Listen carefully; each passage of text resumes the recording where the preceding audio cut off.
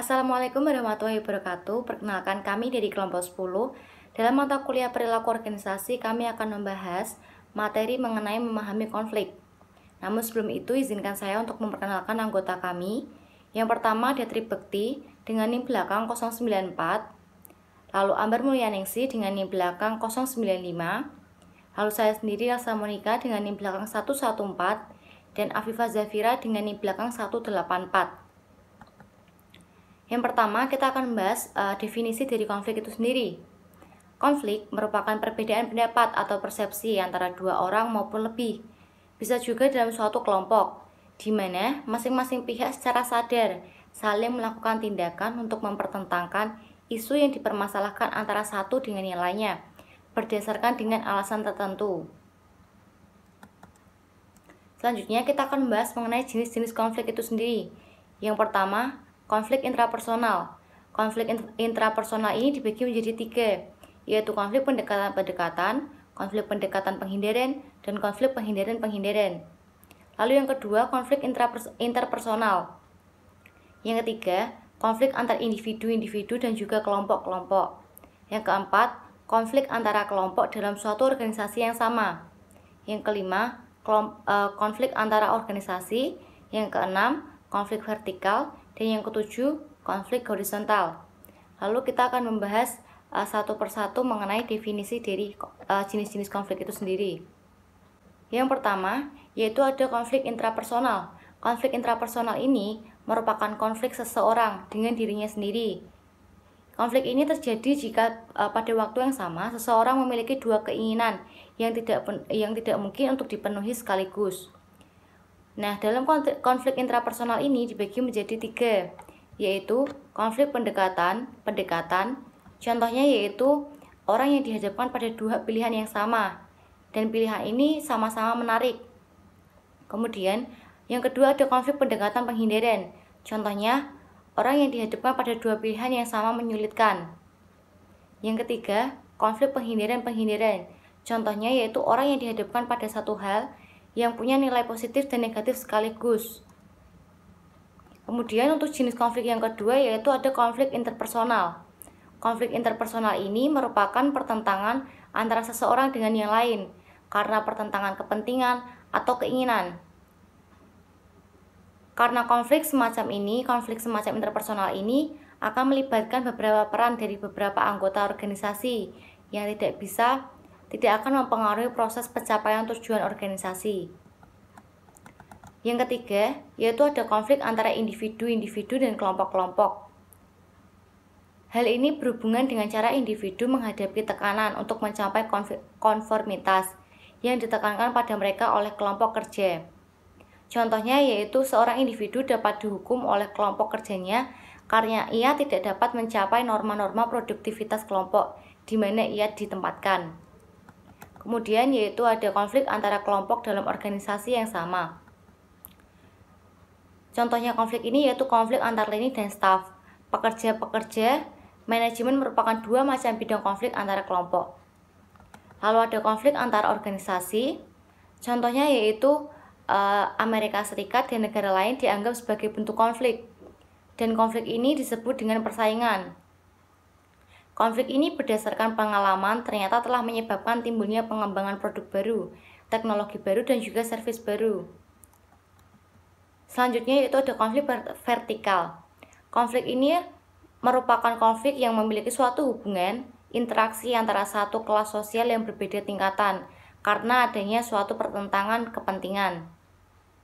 Kemudian untuk horizontal yaitu hubungan antar kelas sosial. Jika tadi vertikal merupakan satu kelas sosial, yang konflik horizontal ini merupakan antar kelas sosial yang saling memanfaatkan secara sengaja menciptakan konflik horizontal, atau sebaliknya, suatu konflik horizontal yang memanfaatkan secara sengaja menciptakan konflik. Sekian penjelasan dari saya, selanjutnya akan dijelaskan oleh teman saya. Faktor penyebab konflik ada 3. Yang pertama yaitu komunikasi. Apabila dalam suatu komunikasi dapat menimbulkan kesalahpahaman di antara pihak-pihak yang terlibat tersebut, maka akan menjadi sumber dari konflik. Yang kedua yaitu struktur. struktur yaitu perbedaan latar belakang kebudayaan, sehingga membentuk pribadi-pribadi yang berbeda. Semakin besar kelompok dan semakin terspesialisasi kegiatannya, maka semakin besar pula kemungkinan terjadinya konflik. Dalam struktur juga terdapat perubahan-perubahan nilai yang cepat dan mendadak dalam masyarakat. Yang ketiga yaitu pribadi. Pribadi yaitu perbedaan individu yang meliputi perbedaan pendirian dan perasaan. Terdapat juga perbedaan kepentingan antara individu ataupun kelompok. Selanjutnya yaitu faktor-faktor yang mempengaruhi konflik. Faktor-faktor yang mempengaruhi konflik ada dua. Yang pertama yaitu faktor intern dan yang kedua yaitu faktor ekstern. Faktor intern yaitu faktor yang mempengaruhi yang berasal dari organisasi. Sedangkan faktor ekstern yaitu faktor yang berasal dari luar organisasi. Dalam faktor intern yang pertama yaitu ada kemantapan organisasi.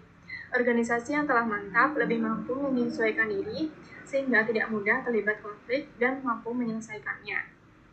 Yang kedua yaitu sistem nilai. Sistem nilai dari suatu organisasi ialah sekumpulan batasan yang meliputi landasan maksud dan cara berinteraksi suatu organisasi, apakah sesuatu itu baik, buruk, salah, ataukah benar. Yang ketiga yaitu tujuan. Tujuan dalam suatu organisasi dapat menjadi dasar tingkah laku organisasi itu serta para anggotanya. Yang keempat yaitu sistem lain dalam organisasi. Sistem lain dalam organisasi itu seperti sistem komunikasi, sistem kepemimpinan, sistem pengambilan keputusan, dan sistem imbalan dan lain-lain. Sistem-sistem ini dalam organisasi dapat mempengaruhi terjadinya konflik. Selanjutnya itu faktor ekstern, yaitu faktor yang berasal dari luar organisasi. Yang pertama ada keterbatasan sumber daya, yaitu kelangkaan suatu hal dapat menimbulkan persaingan dan seterusnya yang dapat berakhir menjadi konflik. Yang kedua yaitu kekaburan aturan atau norma di masyarakat. Kekaburan aturan atau norma di masyarakat ini dapat memperbesar peluang perbedaan persepsi dan pola pikir dalam masyarakat yang akhirnya akan menimbulkan konflik dalam suatu organisasi. Yang ketiga yaitu derajat ketergantungan dengan pihak lain, yaitu semakin tergantung satu pihak dengan pihak lainnya, maka semakin mudah pula konflik itu terjadi. Yang keempat yaitu pola interaksi dengan pihak lain. Pola yang bebas memudahkan pemaparan dengan nilai-nilai lain, sedangkan pola yang tertutup menimbulkan sikap kabur dan kesulitan penyesuaian diri. Selanjutnya, ada perbedaan pandangan tentang konflik. Ada dua pandangan, yaitu pandangan tradisional dan pandangan baru. Pandangan tradisional mengatakan bahwa konflik hanyalah merupakan gejala abnormal yang mempunyai akibat-akibat negatif sehingga perlu dilenyapkan. Pandangan tradisional ini dapat diuraikan sebagai berikut. Yang pertama, konflik hanya merugikan organisasi. Yang kedua, konflik disebabkan oleh kesalahan-kesalahan manajemen dalam perancangan dan pengelolaan organisasi. Yang ketiga, konflik mengganggu organisasi dan menghalangi pelaksanaan optimal. Yang keempat, tugas manajemen adalah menghilangkan konflik. Yang kelima, pelaksanaan kegiatan organisasi yang optimal membutuhkan penghapusan konflik. Sedangkan pandangan baru menganggap bahwa konflik dapat berakibat baik maupun buruk. Upaya untuk menangani konflik yaitu dengan menarik hal-hal yang baik dan mengurangi hal-hal yang buruk. Pandangan ini dapat diuraikan sebagai berikut, yaitu yang pertama, konflik adalah suatu akibat yang tidak dapat dihindarkan dari interaksi organisasi dan dapat diatasi dengan mengenali sumber-sumber konflik. Yang kedua, konflik timbul karena banyak sebab, termasuk struktur organisasi, perbedaan tujuan, perbedaan persepsi, dan nilai-nilai pribadi, dan sebagainya. Yang ketiga, konflik dapat membantu atau menghambat pelaksanaan kegiatan organisasi. Yang keempat, tugas manajemen adalah mengelola tingkat konflik dan penyelesaiannya. Dan yang terakhir, pelaksanaan kegiatan organisasi membutuhkan tingkat konflik yang moderat. Selanjutnya, proses terjadinya konflik.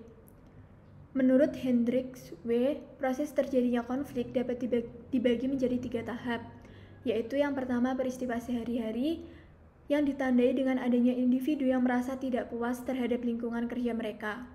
Perasaan tidak puas terkadang berlalu begitu saja dan muncul kembali pada saat individu tersebut merasakan adanya gangguan. Tahap yang kedua yaitu adanya tantangan.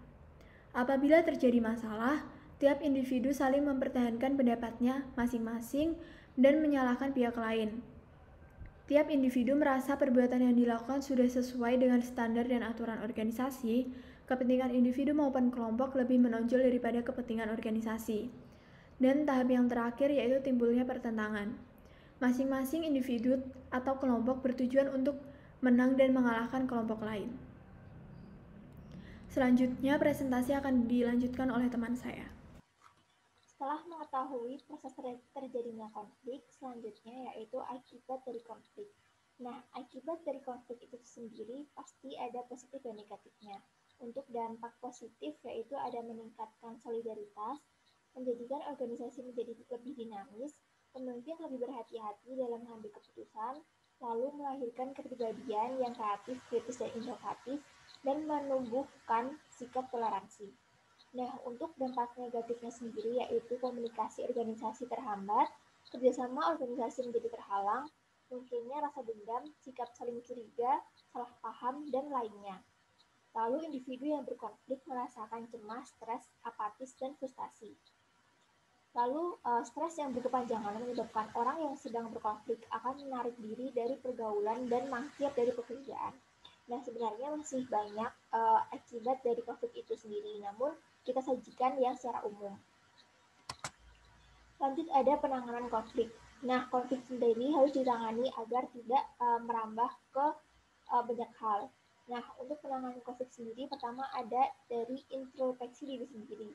Nah, kita harus mengintrospeksi diri kita sendiri dengan menahan diri agar tidak ikut terlibat dalam permasalahan organisasi, seperti konflik yang membawa dampak buruk bagi diri sendiri maupun orang lain. Nah, jadi kita harus bisa mengatur emosi diri kita, lalu mengawasi pihak-pihak yang terkait. Sangat penting bagi kita untuk mengetahui pihak-pihak yang terlibat. Kita dapat menentukan kepentingan apa yang mereka miliki, bagaimana nilai dan sikap mereka terhadap konflik, dan bagaimana perasaan mereka atas terjadinya konflik. Jika kita melihat konflik dari semua sudut, kita memiliki peluang lebih besar untuk berhasil menyelesaikan konflik. Jadi kita harus melihat dari banyak pendapat ataupun banyak sisi dari banyak sudut untuk memecahkan konflik itu sendiri. Lalu identifikasi sumber konflik. Konflik tidak akan muncul begitu saja, pasti terdapat sumber konflik. Nah, sumber konflik sebaiknya dapat teridentifikasi sehingga sasaran penanganannya lebih terarah kepada sebab-sebab konflik. Lalu yang terakhir yaitu mengetahui pilihan penyelesaian atau penanganan konflik yang ada dan memilih yang paling tepat. Nah, setelah kita mengidentifikasi sumber konfliknya dan kita tahu konflik ini bersumber dari mana nih. Nah, kita lalu mengambil keputusan atau tindakan untuk menyelesaikan konflik itu sendiri dengan cara-cara yang tepat dan efektif. Nah, sekian presentasi dari kelompok kami. Mohon maaf apabila ada kesalahan. Wassalamualaikum warahmatullahi wabarakatuh.